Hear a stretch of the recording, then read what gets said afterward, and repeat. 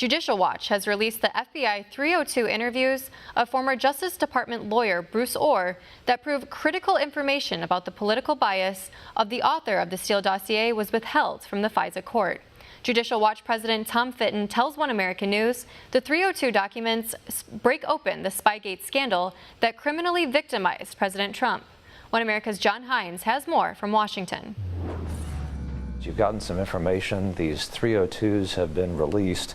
And of course, they pertain to Bruce Ohr and a little bit about his wife, Nellie Ohr, who worked for Fusion GPS. Talk a little bit about 302s and talk about what they are and why they're significant, because some more casual observers may not understand the significance. Well, 302 reports are created by FBI agents to document interviews they have with targets or witnesses in cases they're running.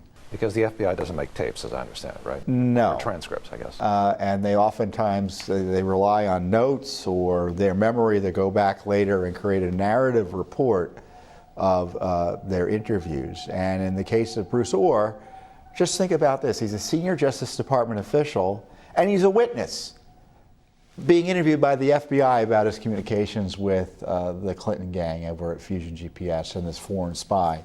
What did you learn from these 302s about Bruce Ohr's role in the Russian collusion hoax? Christopher Steele, the British spy who was working for Fusion GPS, who had been hired by the Clinton campaign and the DNC, was getting money also from the FBI during the 2016 campaign. He eventually was cut off just before the election because he was leaking. So after the election, the FBI says, well, let's use Bruce Ohr to get information from Christopher Steele about Russiagate and Fusion GPS. Bruce Ohr is communicating with Christopher Steele, Fusion GPS.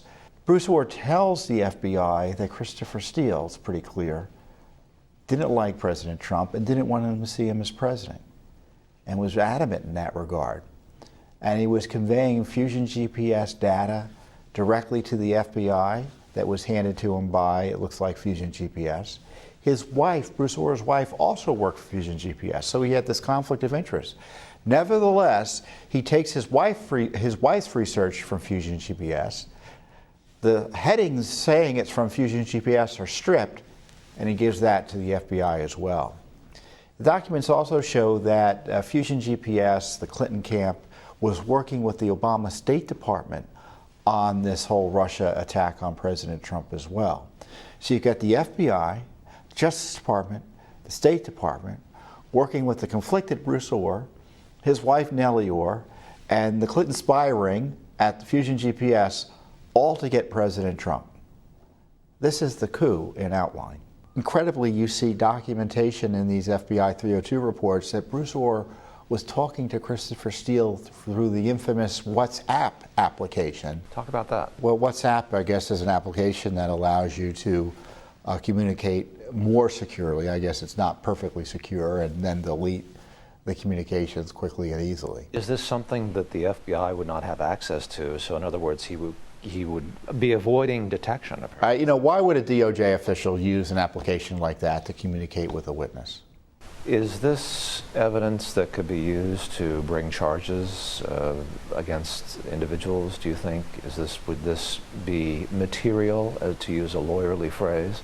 To me, this is key information for prosecutors if they're trying to figure out if there's anything, for instance, improperly withheld from the FISA courts. And what you're saying is essentially it proves that there was information that was withheld from the FISA court.